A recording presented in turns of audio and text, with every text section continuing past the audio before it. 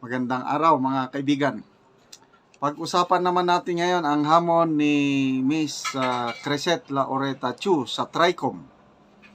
Kasi inakusahan yung 37 vloggers, yung inimbita ba sa TRICOM hearing on fake news. Inakusahan sila ng mga narco vloggers or pogo vloggers. Kaya hinamon ni Cresset Laureta Chu ang mga kongresista na sabay tayo magpa-drug test. Grabe. So, binanggit ni Cresset Laureta Chu ito sa isang press conference after na nag-file sila ng petition sa Supreme Court tungkol sa ginagawa ng TRICOM sa kanila. Pakinggan natin itong payag ni Cresset Laureta Chu.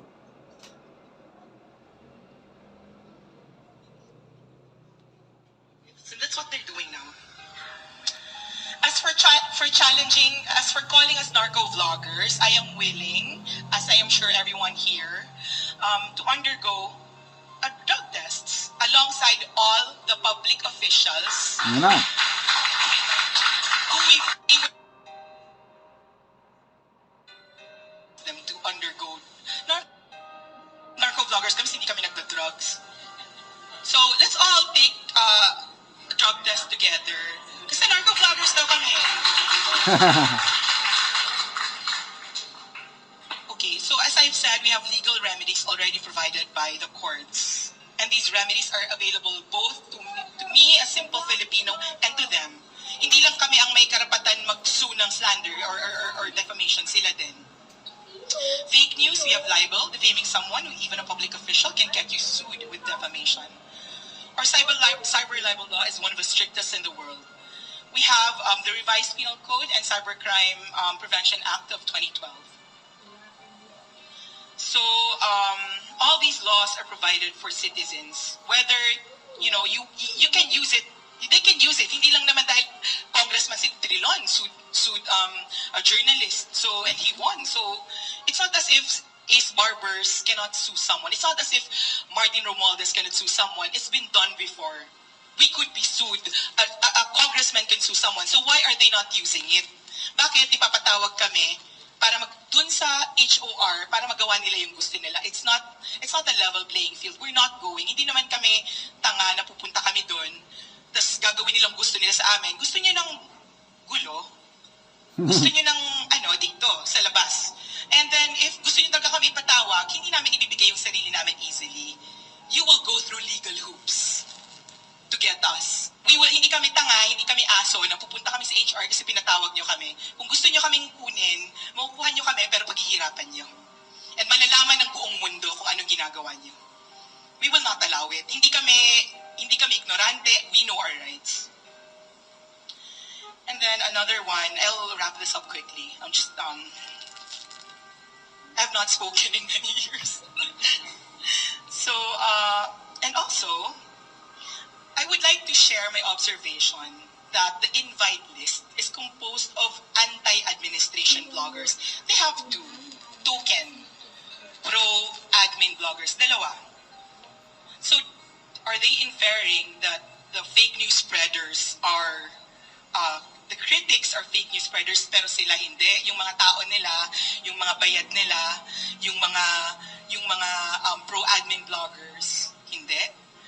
Sila nagsasalita ng masama against kay Duterte, nagsasalita ng masama against kay Sara, but it's not considered disrespect. But when we do it, it's disrespect. We're not gonna allow parang double standard kasi bayad namin kayo. Our taxes are paying for you. Also, another to share on a personal note. So, sila gusto nila protected sila from fake news, from defamation. Paano naman kami? Asidre of Tingog Party List posted on his Facebook.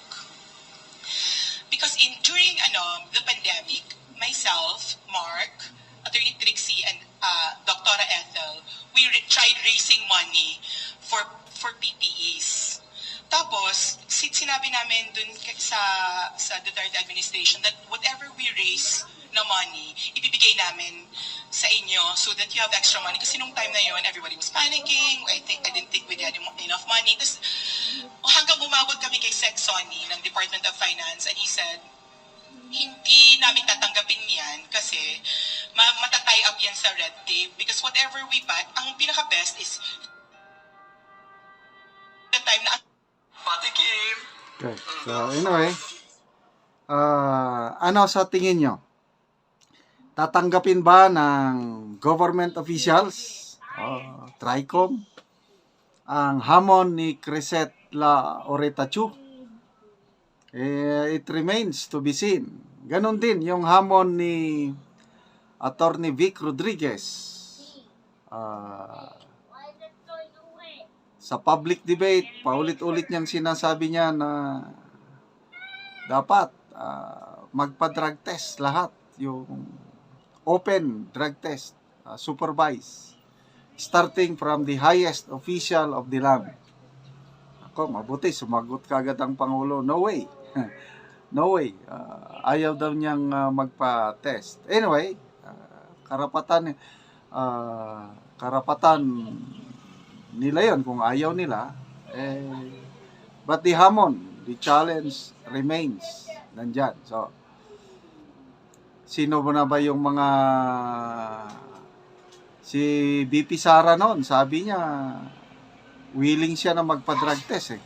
Siguro naging busy na lang, lalo na ngayong nalalapit niyang impeachment, kaya hindi niya naman. Kaya lang, ang tao na walang malinis ba ang konsensya, alam mong wala kang ginawa, hindi ka talaga matatakot. Kahit oras-oras ka na magpa-testing wala ka namang ginawa, talagang just go on. Okay? So, saludo tayo dito sa grupo ni Crisette La Oreta-Chu. One by one na nasususpend na ang kanilang Facebook account. Sino ba yung 5 kahapon I think isa itong si Sas Rogando Sasot. Nakalimutan ko na naman. Makalimutan ako. Na-vlog ko na ito Panglima si General Orlando De Leon na deactivate ang kanyang Facebook account. Mga kaibigan, salamat sa palagi nyong panonood sa ating channel. Namo-monetize tayo dahil sa inyong panonood. At ang ating income sa YouTube, tinutulong natin sa Talaan Big Tribe ng Bukidnon. Namimigay tayo ng libreng pako at yero sa kanila para makapagpatayo sila ng sariling bahay or ma-repair ang kanilang sira-sirang bahay. Namimigay din tayo ng livelihood assistance, libreng seedlings ng lakatan, libreng abono, other inputs, plus yung technology kung paano mag-produce ng lakatan. Panoorin nyo ang video na ito. Salamat sa tulong ninyo. Buntag te. Oo, pwede lang magkakuan. Tanaw natin yung balay nga nagatulo. Pwede raman. Oo, ali, adto ta. Mag-uban ta.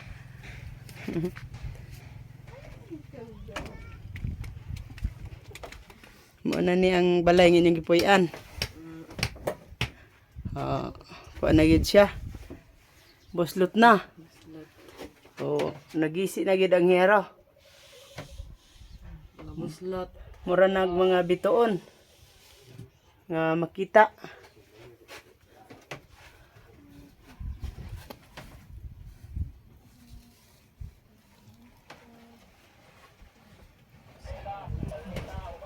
Silupin pagkat sa atop. Silupin, so mauna ni siya. O gikuanan lang og silupin.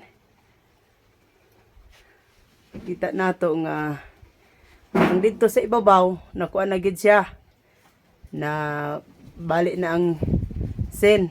O gikuanan na lang og silupin. Lagi ba? Uwi kayo.